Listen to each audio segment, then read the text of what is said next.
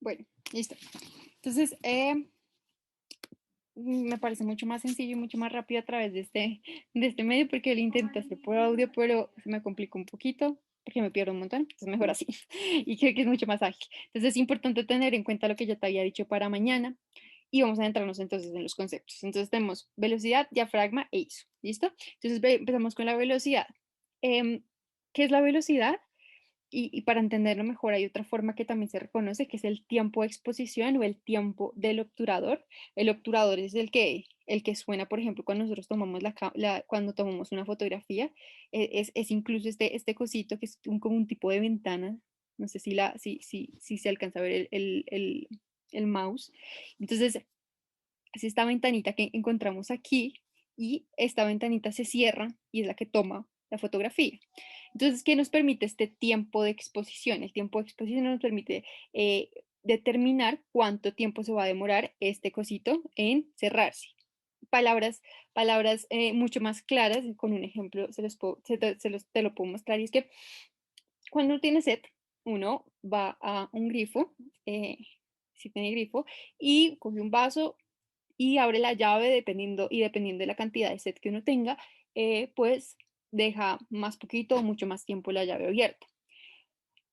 La llave abierta, el tiempo que nosotros dejamos la llave abierta va a determinar la cantidad de agua que va a llenar ese vaso. Eso mismo ocurre aquí con el tiempo de exposición. Y es que, digamos, el agua que cae de la llave va a ser la luz que va a entrar a la cámara, el vaso al que va a entrar el agua es la cámara, y el tiempo que yo voy a dejar abierta la llave va a ser el tiempo de exposición. Entonces, entre mayor sea el tiempo que yo deje abierta la llave para que caiga más agua, va a ser el mismo tiempo de exposición que va a permitir mayor cantidad de luz. Entonces, entre mayor tiempo abra la llave, mayor cantidad de agua voy a tener. Entre mayor cantidad de tiempo yo coloque de exposición, pues precisamente mayor cantidad de luz voy a tener.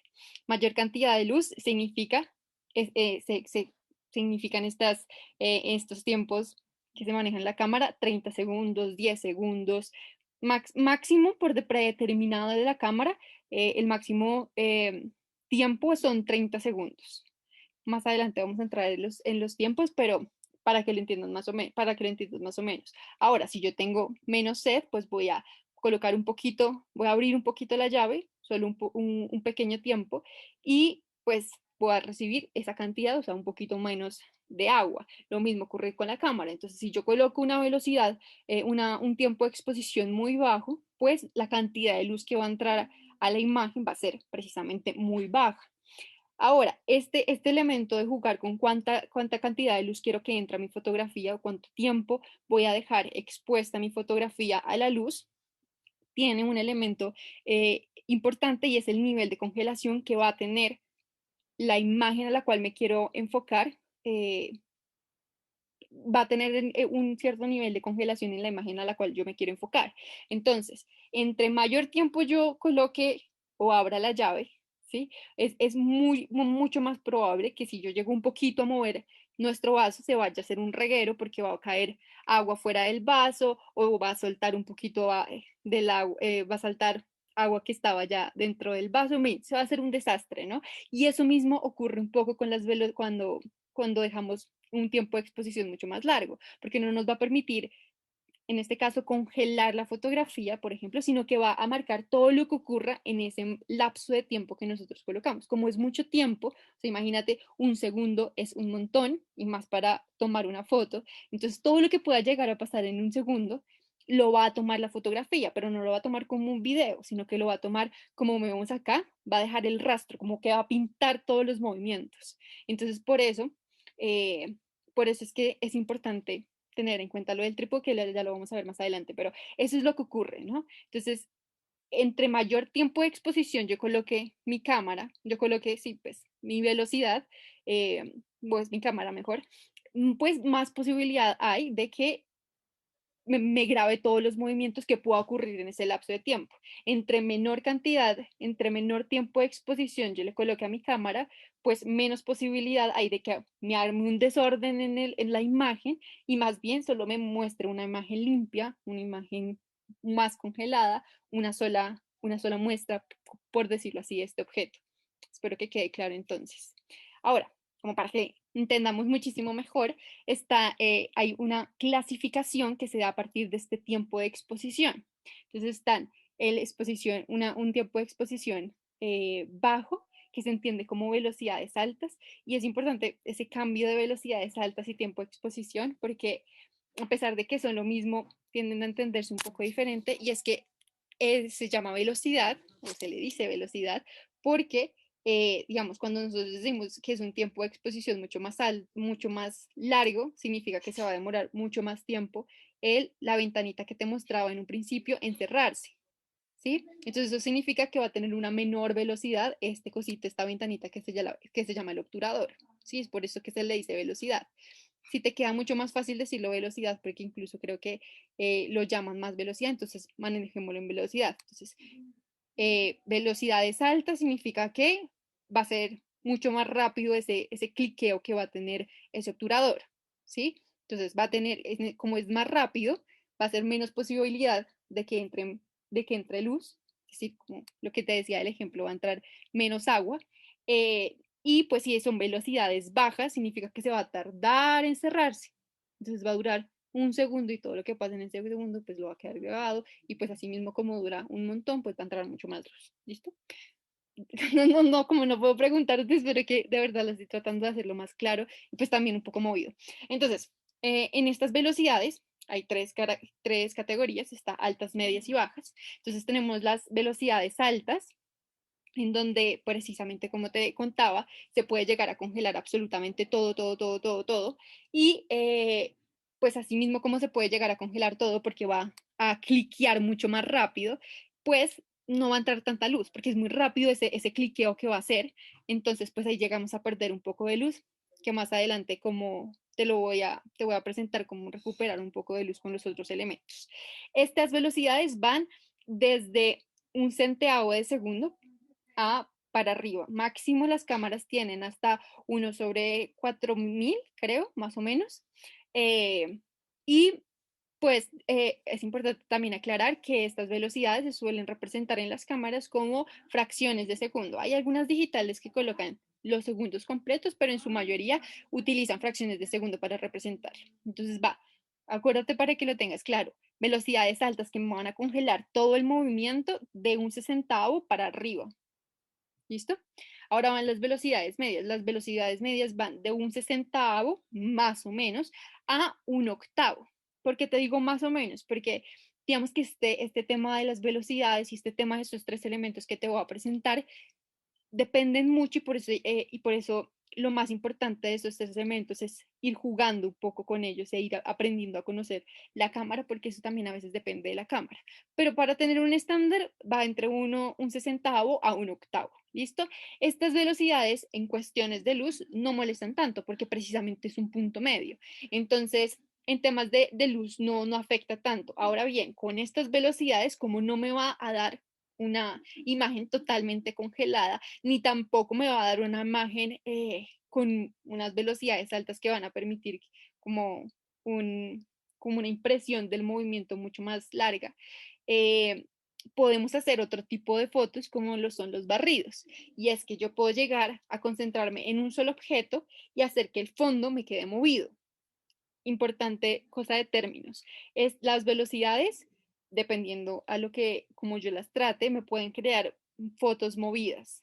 ¿M? Cosa diferente a lo que me puede llegar a producir las fotos con diafragma, con un diafragma de pronto movido, que me llegan a producir una foto desenfocada o un poco borrosa, como que no enfoca nada o está como muy difuminada. Ese efecto de desenfocado me lo da el diafragma. El efecto de movido me lo da precisamente la velocidad. Es importante tener en cuenta estos términos también, ¿listo? Entonces, como te decía, medias me da esa posibilidad de tener un objeto, enfocarlo y el resto, por ejemplo, que quede movido. ¿Listo?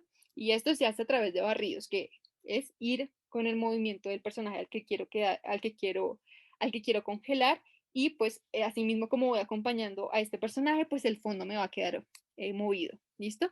Luego tenemos las velocidades bajas, que como te decía, con el tema del agua, pues como es mucho más tiempo el que va a tomar para poder cerrarse, pues va a permitir mucha más cantidad de luz y asimismo pues puede tener la posibilidad de que como pues es tanto tiempo sea mucho más sensible al movimiento y al ser mucho más sensible al movimiento es muy importante que si yo quiero tener una foto que no me quede movida se use el trípode. Importantísimo que nunca se te vaya a olvidar velocidades bajas siempre van con trípode y temporizador. Temporizador porque así voy a tener en cuenta cuánto tiempo debo estar pendiente antes de mover la cámara.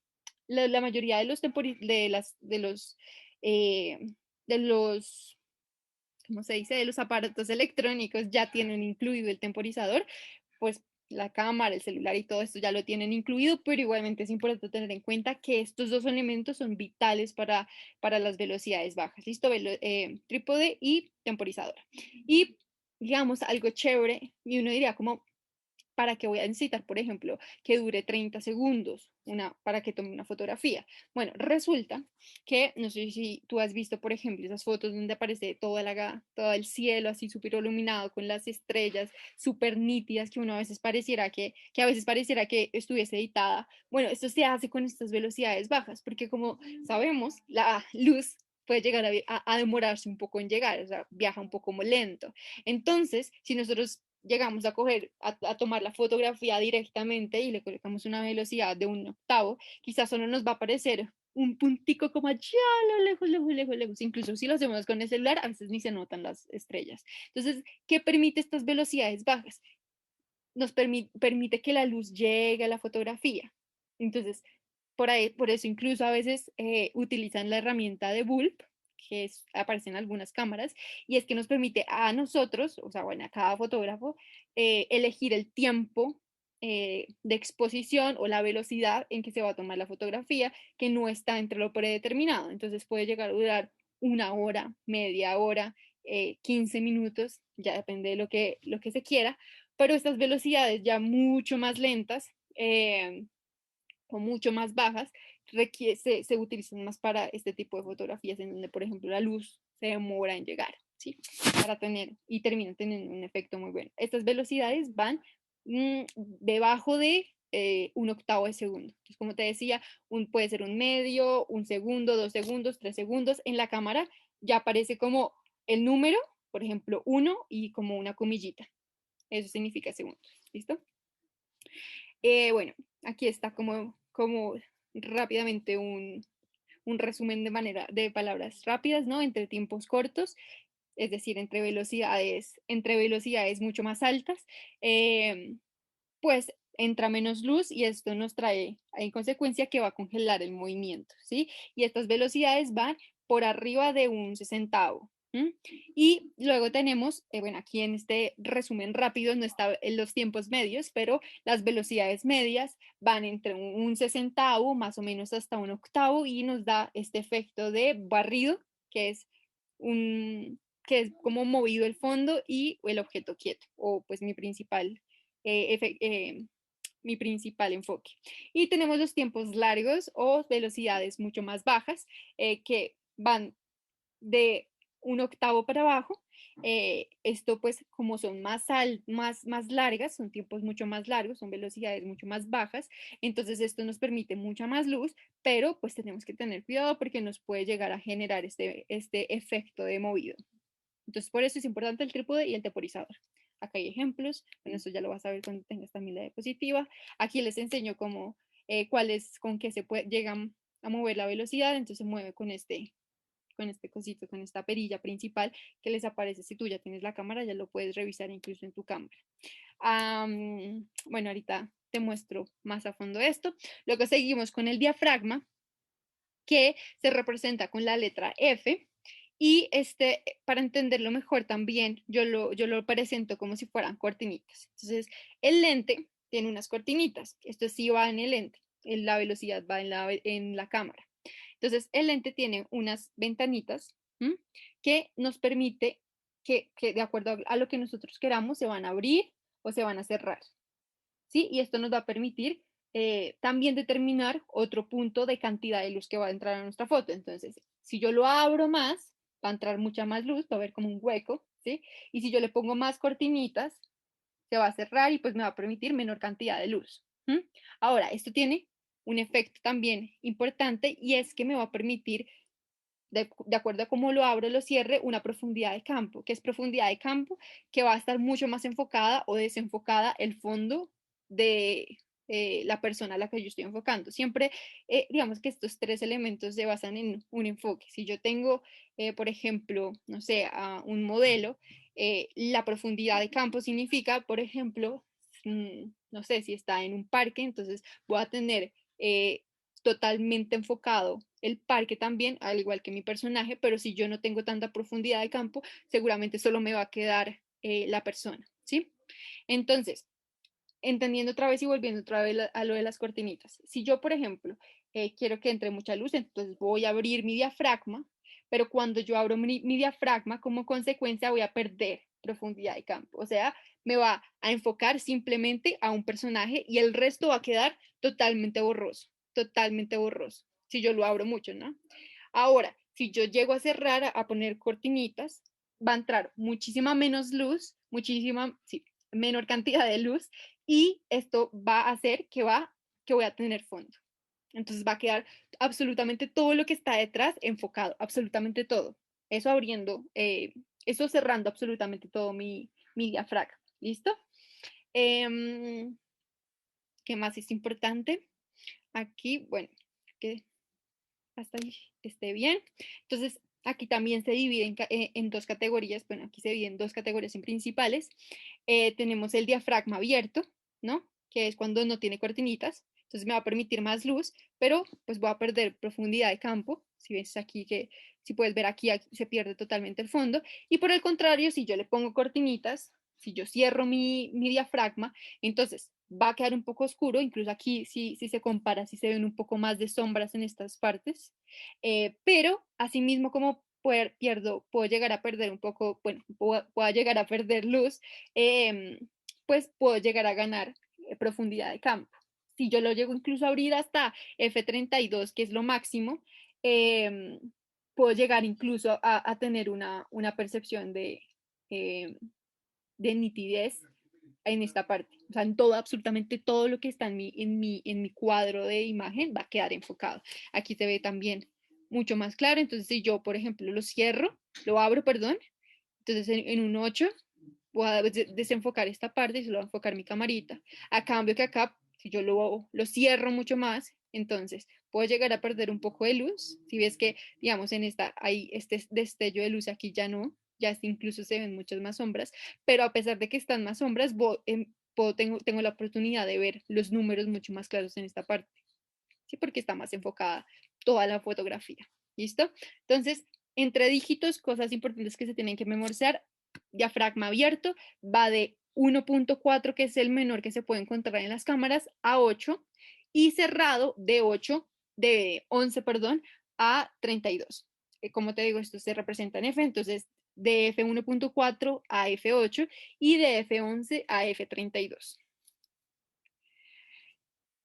Algo también importante que me parece chévere por mencionar es cuando el fondo está difuminado, cuando el fondo está borroso, lo que da es una sensación de lejanía, ¿sí? Entonces, por ejemplo, cuando toman esos retratos en donde solo está la cara y el fondo está borroso, lo que hace parecer es que el fondo realmente, o sea, que esté en un parque o lo que sea, está muy lejos, ella está, o esta persona a la que yo estoy tomándole la foto está totalmente aislada. Cosa diferente en cuando yo coloco todo mi fondo y toda mi fotografía totalmente enfocada, pues ya demuestra que realmente no está lejos, sino que pues está todo mucho más cerca. Esas son sensaciones que se dan a partir del uso del diafragma, de acuerdo, abierto, cerrado. Entonces rápidamente, un recuerdo, si el número de diafragma es mucho más pequeño, ¿sí? Es decir, si el diafragma está mucho más abierto, es que eso es lo complicado. Entre menor sea el diafragma, va a estar mucho más abierto. Entonces, un F1, sí, F1.4 significa el diafragma más abierto, y el F32, el número más alto del diafragma, es totalmente cerrado. ¿sí? Bueno, no totalmente cerrado, sino lo más cerrado. Entonces, ahora sí, entre diafragma más abierto significa mucha más luz, pues porque está sin cortinitas, pero pierdo profundidad, entonces me va a quedar borroso el fondo. Ahora, diafragma mucho más cerrado, menos luz, pero logro tener más enfoque. ¿Listo? Más enfoque en toda mi fotografía. ¿Cómo se maneja? En la cámara, digamos que esta es la cámara. Digamos que está la cámara para que lo entiendan, entonces entiendas, esta parte que está aquí, pues es la parte frontal, y ahí aparece este preciso botón, entonces para llegar a manejar este diafragma se oprime este botón y se mueve con la rulerita. Y así se llegan a cambiar los dígitos del diafragma, porque la velocidad, por ejemplo, solo se mueve a partir de esta rulerita, de esta perilla principal. ¿Listo? Ya lo vamos a ver. Y por último tenemos el ISO, que para no como confundirnos mucho con los términos, el ISO tiene que ver con la sensibilidad y con el sensor, de un sensor que hay dentro de la cámara que nos ayuda, porque esto es prácticamente una ayuda que da la cámara, sobre todo en esos momentos en que no hay tanta luz. Resulta que este sensor que te hablo es como un tipo de chip que hay dentro de la cámara que de alguna manera va a determinar qué tanto se va a dejar afectar la cámara o la fotografía, bueno, no, la cámara, frente a esa luz que yo estoy dejando pasar a partir de los otros dos elementos. Entonces, si por ejemplo yo tengo muy poca luz, estaba en la oscuridad, pero realmente necesito tomar una fotografía, entonces lo que va a hacer el sensor es que con los pocos rayos de luz que van a entrar, va a tratar de forzar la cámara para que sea suficiente para iluminar esta fotografía. Y digamos que esa sensibilidad frente a esta luz que vaya a entrar la determino a través del ISO. Entonces, entre menor tenga el valor del ISO, menor sensibilidad va a tener a la luz. Entonces, si por ejemplo yo estoy en un lugar soleado, por ejemplo, y donde va a entrar un montón de luz, pues no me va a afectar tanto la fotografía, pues porque dice, bueno, no hay un montón de luz, no voy a ser tan sensible a esta luz. Ahora, si por ejemplo yo estoy en un lugar oscuro y necesito que la poca luz me difumine o me ilumine más bien mi foto, entonces necesito que esa luz, digamos que este sensor esté en el punto más alto, entonces tengo que subir el ISO lo más alto posible para que sea muy sensible a esa poca luz que está recibiendo, ¿sí? Entonces, ¿qué pasa? Como esa sensibilidad que yo estoy moviendo es un esfuerzo de la cámara por decir, bueno, sí, esta luz es suficiente, vamos a ver qué podemos hacer con ella. Entonces, ese esfuerzo que hace se traduce o se ve también en las fotografías, por eso no se suele recomendar utilizar el ISO. Y es que cuando fuerza esta sensibilidad, este sensor, pues aparece esto que se llama grano o ruido, ¿sí? Entonces, por eso normalmente se recomienda que el ISO esté menor que 800, que es como, no, incluso el estándar es 200, o sea que tratar siempre de 200, pero si ya en casos extremos, tratar de subirlo máximo a 800, porque ya aquí empieza a aparecer este famoso ruido que es muy molesto, que incluso ni en Photoshop a veces se puede quitar, entonces por eso es preferible usar ISOs menores a 800. Esto ya mucho más claro. ¿Cómo se maneja el ISO? Siempre solo hay un botón, solo uno lo aplica o lo oprime, en este caso es arriba, pero en el de la cámara de las universidades es al frente, y solo se oprime el botoncito y listo, sale. Ahora, aquí yo les puse, ay, se ha detenido la pantalla porque cerré la ventana. Ah, sí, bueno, vuelvo a compartir pantalla. Entonces, esto que les estaba recomendando a tus compañeros cuando estaban en la monitoría, y es que es un simulador que es muy chévere. Bueno, no, mentiras. Bueno, sí, este es chévere para entenderlo. El simulador que me interesa ahorita es el otro que estoy hablando. Pero bueno, este simulador nos va a hacer entender cómo funcionan estos tres elementos. Hay tres opciones que debes tener en cuenta con la cámara, sobre todo para esta clase. La primera se llama pues Shutter Priority y es lo que nos va a dar prioridad a la velocidad. Como te dije, estos tres elementos tienen una relación muy fuerte. ¿Por qué? Porque van a dar un equilibrio en la cantidad de luz que va a entrar a la fotografía. Entonces, si yo muevo, por ejemplo, el diafragma, de alguna manera se va a ver afectada la foto ¿no? Porque como te decía, si yo, digamos, abro mucho el diafragma, entonces va a entrar mucha luz y si no llego a encontrar un equilibrio con los otros dos objetos, entonces me puede quedar subexpuesta. Como lo podemos ver acá. Mira, aquí lo voy a mostrar. Si, por ejemplo, yo muevo el diafragma, entonces lo abro mucho, me va a quedar subexpuesta. Si yo lo cierro, pues va a entrar menos luz, me va a quedar, mentira, sobreexpuesta, subexpuesta. Subexpuesta es muy, no tengo luz, subexpuesta es que mucha luz. ¿Listo? Y así mismo pasa con la velocidad. Entonces, si yo tengo una velocidad muy alta, si coloco esta ventanita y que se cierre muy rápido, pues no va a entrar tanta luz. Entonces va a quedar mi fotografía muy oscura. Ahora, si yo lo que necesito es que, si yo coloco la velocidad más lenta, eh, más baja, entonces va a demorar un montón en cerrarse, va a entrar mucha más luz. Entonces me va a quedar más iluminada. ¿Sí? Así cambia de acuerdo el tema de la velocidad en esto. Bueno, y él dice, bueno, ya lo vamos a ver. Entonces, ¿qué pasa con estas dos herramientas que te digo de Shutter Priority y también está Aperture Priority? Pero bueno, lo que va a hacer es que nos va a dar la oportunidad de nosotras elegir la velocidad que queramos sin necesidad de estar pensando todo el tiempo en este equilibrio de luz, sino que la cámara misma solita va a encontrar el equilibrio de acuerdo a lo que va necesitando. Entonces, si por ejemplo yo estoy en una carrera de carros y de verdad que yo necesito concentrarme en encontrar la velocidad correcta, coloco esta opción automática, que es como medio automática, y manejo la velocidad, me antojo. Entonces, si yo llego a subir la velocidad, la cámara automáticamente va a encontrar el equilibrio con, por ejemplo, el diafragma. Entonces, si yo la subo la velocidad, pues obviamente necesita encontrar otro punto de luz y este punto de luz lo va a encontrar en el diafragma. Entonces va a bajar, va a abrir más el diafragma para que entre más luz. Asimismo pasa por el contrario. Si yo llego a bajar la velocidad en esta opción, automáticamente este va a subir, va a cerrar más el diafragma para que entre menos luz y pues encuentre ese equilibrio. ¿Listo?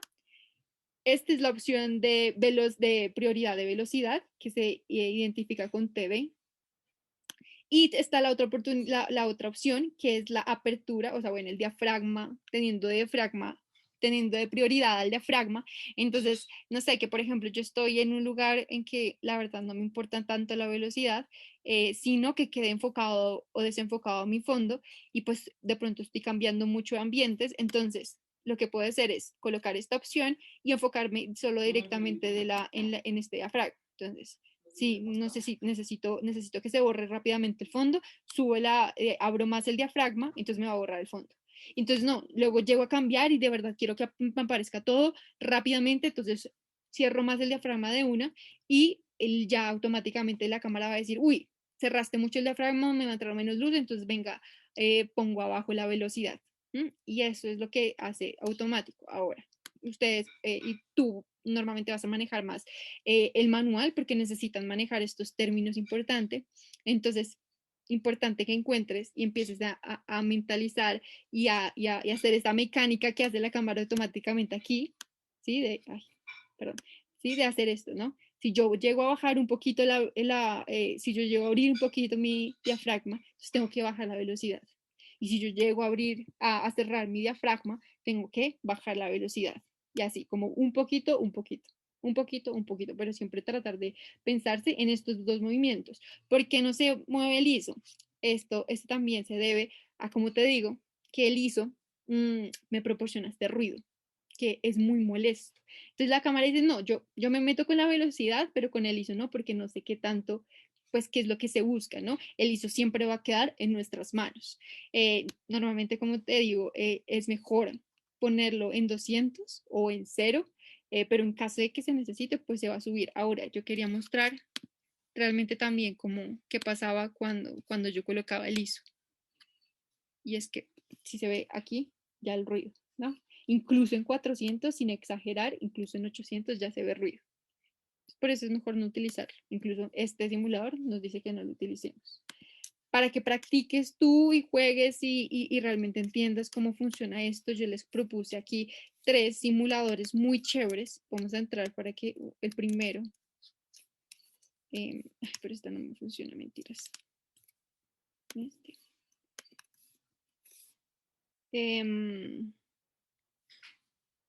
este simulador. Entonces, es que nos permite jugar con todo y empezar a mentalizarnos, porque de verdad que este ejercicio, si ustedes no se lo mentalizan, van a sufrir mucho más adelante. Entonces, empezar a mentalizarse qué tengo que hacer cuando sube la velocidad, qué tengo que hacer cuando abro mucho el diafragma, qué tengo que hacer cuando estoy en un lugar muy oscuro. Todos esos elementos son importantes. Y antes de mover cualquiera de los elementos, hay que preguntarse, ¿cuál es mi prioridad? ¿Qué es lo que más necesito? No, yo de verdad estoy en un partido, yo estoy en un torneo de microfútbol y todo el mundo está en movimiento, entonces seguramente lo más importante para mí va a ser la velocidad, es decir, que yo necesito congelar movimientos, eso es mi principal prioridad. Listo, entonces como mi prioridad va a ser la velocidad, de una vez la subo. Listo, como estoy subiendo la velocidad, entonces va a perder luz, tengo que recuperarla de algún modo, voy a recuperarla con el diafragma. Listo, entonces abro más mi diafragma para que me entre mucho más luz y recupere la cantidad de luz que estoy perdiendo a partir de la velocidad. No me alcanza, listo, me toca subir el ISO. Estos cálculos que de a poquito los van a empezar a hacer mucho más manual, aquí los pueden practicar, importante también practicarlos incluso para mañana, para el parcial que tiene mañana. Entonces, aquí ustedes le mueven de acuerdo a lo que necesiten, le dicen snap foto y él toma la foto y dice, uy, está bien, muy bien, lo hiciste bien, así está perfecto. Y si, por ejemplo, no sé, aquí le cambiaste, porque acá también te permite cambiar las situaciones, entonces no, que va a ser en un lugar oscuro, totalmente oscuro. Entonces no, ahí sí me va a tocar subir el ISO un poquito. Tengo que ganar luz en la mayor cantidad o en lo mayor posible, entonces me va a tocar bajar velocidades, me va a tocar abrir lo más posible el ISO, el diafragma, e incluso, miren, ¿sí ves? Ahí ya me empieza a mostrar y entonces ahí va a decir, pues madre, lo bajé mucho. Desde donde yo estoy colocando, tengo que acordarme, por ejemplo, hasta dónde van las velocidades medias o bajas, en donde ya tengo que utilizar, por ejemplo, trípode. Digamos, aquí también está la opción de ponerle trípode. Entonces, no, como ya estoy en una velocidad muy baja, por ejemplo, entonces no me toca usar trípode, porque no puedo yo, porque ya está, como te dije, en una sensibilidad muy alta al movimiento. Entonces, no, me sigue quedando. Bueno, y ahí ya le puedes seguir jugando como tú quieras y esto es importante para practicar y para adentrarse mucho. Hay otros, digamos que este se quedaba solo con la foto de la niña, el segundo es una foto, creo que es de un helicóptero, y el tercero también es de un helicóptero, pero es en otra página. También es muy chévere este último, para que él también le cacharres. Bueno, ahora vamos con los objetivos. eh, cómo funcionan los objetivos. Los objetivos, de manera simple, lo que trata es de darnos una mayor posibilidad de hacer zoom. ¿Mm? Eh, Hay una manera técnica y es que la distancia focal, que es lo que se basa este zoom, eh, precisamente lo que hace es, de alguna manera, acercarnos más al objetivo al que nosotros eh, pues queremos fotografiar. Entonces, pues esta distancia que va a llegar a ocupar este lente se traduce o se representa en milímetros y en maneras simples se trata del zoom. Entonces, hay distintos tipos de lentes que nos van a permitir más o menos zoom y pues como te digo, esto se representa en milímetros. Entonces empieza con el ojo de pez que tiene una apertura, ¿cómo se dice? Eso se me olvidó, como un ángulo de visión mucho más grande de unos 180 grados, es decir, todo lo que esté pues a partir de donde yo estoy, cubriendo todo como este espacio de los 180 grados, va a aparecer en la cámara. Lo malo es que este ojo de pez, como tiene un ángulo tan abierto, me puede llegar a deformar nuestra fotografía. No sé si alguna vez tú has visto estas fotos de ojos de pez, que incluso se ve la foto deformada precisamente porque necesita llenar esos 280 grados, ese ángulo tan amplio que está logrando captar en una foto plana, ¿no? Que, que, que pues al momento de traspasarla, pues termina como un poco deformando, como si todo estuviera en un globito, ¿no? Como algo mucho más circular. Esto es lo que forma el ojo de pez, pero si te das cuenta, tengo una visión mucho más amplia incluso de los bordes, cosa que más adelante no voy a tener, por ejemplo, con con un super teleobjetivo, que de alguna manera me va a acercar mucho más porque voy a tener un zoom, porque eso es teleobjetivo, si te das cuenta los milímetros, es de 160 a 600 milímetros, es decir, que voy a tener un zoom tremendo, o sea, voy a poder, por ejemplo, si yo estoy en la plaza del Rosario, voy a poder enfocar la iglesia en Monserrate totalmente bien, o sea, no así como pixeleada, sino, bueno, incluso los píxeles se manejan eh, en otro punto, en otra herramienta, pero voy a poder acercarme a la iglesia como si yo estuviera justo al lado tomando la foto sin ningún problema. Ahora, el problema es que solo voy a tomar la foto de la iglesia, voy a perder totalmente, por ejemplo, el cielo, o si hay árboles, sino simplemente se va a enfocar, o se va a enfocar, no, se va a cerrar el cuadro de visión a esa iglesia. ¿Mm? Porque pues entre más zoom, pues llego a perder esta campo de visión que se tiene mucho más en distancias focales mucho más cortas. ¿Listo? Para que entiendas mucho más, incluso va a saltar directamente. Esto sí, esto iba a meter a una actividad aquí, que también es otro simulador, es que definitivamente yo ni siquiera se necesita tener cámara para poder entender cómo funcionan. Entonces, por ejemplo, aquí, pues de acuerdo a haciéndole un poco de propaganda a esta marca, nos da la oportunidad de entender cuál es el lente que yo necesito para lo que quiero. Entonces aquí tú le das en Select lente y pues aquí me aparecen todos los lentes, haciendo otra vez propaganda, los que tiene esta marca, pero aquí nos aparecen los milímetros, entonces más o menos tenemos idea de lo que se trata cada uno. Entonces, como te decía, está el ojo de pez, volvamos aquí a la imagen, está el ojo de pez, está el estándar, está el gran angular, el estándar, el telecorto, el teleobjetivo y el super teleobjetivo, ¿sí? Que va el ojo de pez, 8 milímetros, gran angular de 8 a 25, el estándar de 25 a 65, el telecorto del 65 al 100, el del teleobjetivo que va de 100 a 160 y el super teleobjetivo de 160 a 600. Algo chévere es que hay algunos, pues es que hay una gran variedad de objetivos, entonces digamos el que da la universidad se encuentra más o menos en la mitad, y creo que si no estoy mal va de 18 a 55, entonces no cumple ninguno de estos dos, sino que va justo en la mitad, entonces se comporta a veces como, se puede llegar a comportar como gran angular, pero también como estándar, y así mismo sucede con algunos de estos, pueden ser combinaciones, pero estas son como las grandes categorías. Entonces vámonos con como un estándar más o menos, que va de 17 a 35, para que entiendas un poco. Entonces, fíjate todo el campo visual que me logra captar este ángulo, este lente, ¿no? Ahora, si yo le hago zoom, ay, es que este esté muy amplio, ¿no? De 14 a 800 milímetros, entonces incluso se puede comportar como un teleobjetivo, entonces no, eso no me sirve. Vámonos con uno, creí que le había puesto 35, ve.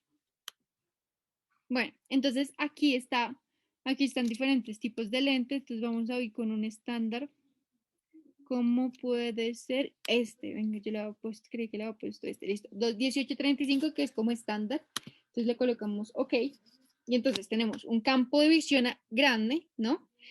Y incluso si le hacemos un poquito de zoom, se va a poder acercar un poquito, pero igualmente me va a mantener ese campo de visión que se puede mantener con estos lentes. Ahora, si yo me voy a un teleobjetivo para que entiendas cómo se llega a reducir el campo de visión que me genera a comparación de este lente más estándar, entonces vámonos con un teleobjetivo que es 700, de 700 a 300, por ejemplo, que es muy parecido al que da la universidad.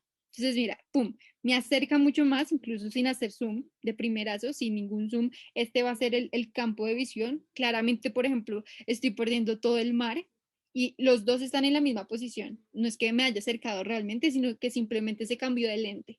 Entonces ya pierdo un campo de visión, claro, me acerco porque digamos si yo le hago zoom y la cantidad de zoom que se hace es impresionante, ¿no? Me puedo acercar un montón, pareciera que estuviera ahí súper cerca, pero realmente estoy muy lejos, pero el campo de visión se pierde totalmente, ¿no? Se centra mucho más ahí. Aquí se puede jugar con un montón para entender muy bien cuáles son, cómo funciona cada uno, cada lente. Por ejemplo, hay unos que son con uno solo, digamos 2.8. Poner este, mucho más abierto, ¿no? No alcanza a ser creo que aquí no hay ojo de pez. Lo he intentado buscar, pero creo que no hay. Ay, pero ¿por qué no se puso ese? 2.8. No selecciono B. Pero bueno, aquí se puede jugar un montón con estos lentes que son muy buenos para poder realmente entender cómo funcionan los lentes. ¿Listo? Ahora, nam, nam, nam. Aquí va lo del flash, que también es importante tenerlo en cuenta, que si por ejemplo yo estoy mucho más lejos, no sé, que el lente más o menos entre, si no estoy mal, aquí está. El lente del flash me cubre entre 5 a 4 metros. Si, por ejemplo, yo estoy mucho más lejos, entonces, pues nada, o se va a salir el flash y va a quedar como el trozo de luz que intento salir, pero no ocupo nada, o incluso solo va a quedar oscura. Por eso es importante tener en cuenta esta distancia de 4 a 5 metros. Tengo que colocar mi sujeto al que voy a fotografiar con flash. Y tiene que estar más o menos también lejos, no puede estar tampoco muy cerca. Si mi objetivo no lo puedo mover y está más lejos de 4 a 5 metros, pues definitivamente no utilizo el flash porque simplemente va a ser inútil. ¿Listo? Y ya. En cuestión a los planos, acuérdate que son 10 planos. Aquí yo, es que creo que la cerré. Son 10 planos. Plano detalle, que se concentra en una sola parte de nuestro cuerpo, boca, ojos, nariz, manos, si eso es una actividad, entonces, por ejemplo, si estoy trapeando en el trapero, si estoy viendo televisión, entonces en el control, o si, por ejemplo, estoy chateando, entonces que se ajusten las manos de mí chateando, en el detalle, como dice el nombre.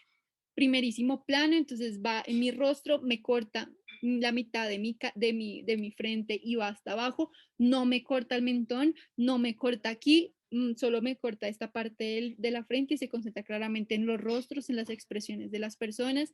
Ese es el principal enfoque de este plano. Vamos con el siguiente que es es que si te pudiera mostrar para que no estuviera como hablando sola. Vamos con el primerísimo, no, va plano detalle, eh, primerísimo plano, bueno, va plano, primer plano, el primer plano que va de los hombros para arriba, no me corta la cabeza, cabeza completa, pero me corta mitad de los hombros. ¿Por qué digo lo de no me corta en tal parte, sino simplemente por ejemplo, en el corte de los hombros? Porque es importante que cuando vayan a tomar una fotografía no corten otra parte que no es. Por ejemplo, si yo estoy tomándome precisamente un primerísimo plano por ejemplo, no sé, quiero tomarle la foto a esta niña y le corto, por ejemplo, hasta acá la mitad del ojo sin querer, porque a veces que sucede, pues nada, esta foto ya no funciona. Por eso también están ciertos predestinados o preestablecidos, por decirlo así, ciertos planos o ciertos cortes, porque esto nos permite tener una información ya más fuerte. Claro, si yo corto la imagen a la mitad, también me puede dar información, pero digamos que estos predeterminados es un paso seguro, ¿no? Ahora, primer plano, como les digo, como te digo, mitad de los hombros para arriba, no me corta cabeza. Vamos con medio plano, medio corto, que es como en mitad del tronco. Entonces puede ser a mitad del pecho para arriba, pero para tener en cuenta que no pase más abajo del ombligo, por decirlo así. Siempre a mitad de plano para arriba. No me corta hombros, sino está completa esta parte de los hombros, incluso si se puede llegar a mostrar un poco de contexto, bien, pero siempre va a mitad de pecho. Plano medio, de la cadera para arriba, no me corta brazos, no me corta cabeza, de todo completo de la cadera para arriba.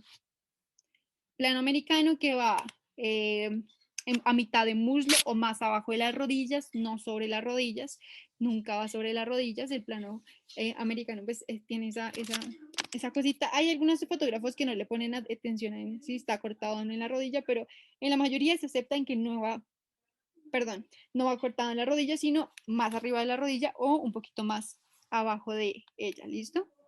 Plano entero, pues ya todo completo, no me corta absolutamente en ninguna parte mi individuo, incluso se utiliza un poco más el fondo porque cuenta un poquito más y el plano general definitivamente, como dice el profesor, el fondo termina de contar historias, este plano definitivamente se enfoca y le apuesta a este fondo que, en el que está mi individuo, ya no es solo mi individuo, aunque aparece mi individuo completo, pero también ya es mi contexto, ¿no? Porque el fondo me va a terminar de acompañar la historia que estoy contando con mi sujeto.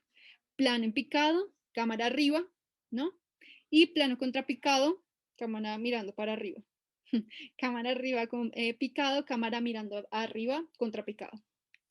Y ya, esos son los elementos. Esos son los elementos principales. Esta fue prácticamente la monitoría. Uf, traté de hacerlo más rápido, pero creí que me iba a demorar menos. Y ya, no, si tienes dudas, me escribes y voy a tratar de subir lo más rápido este video.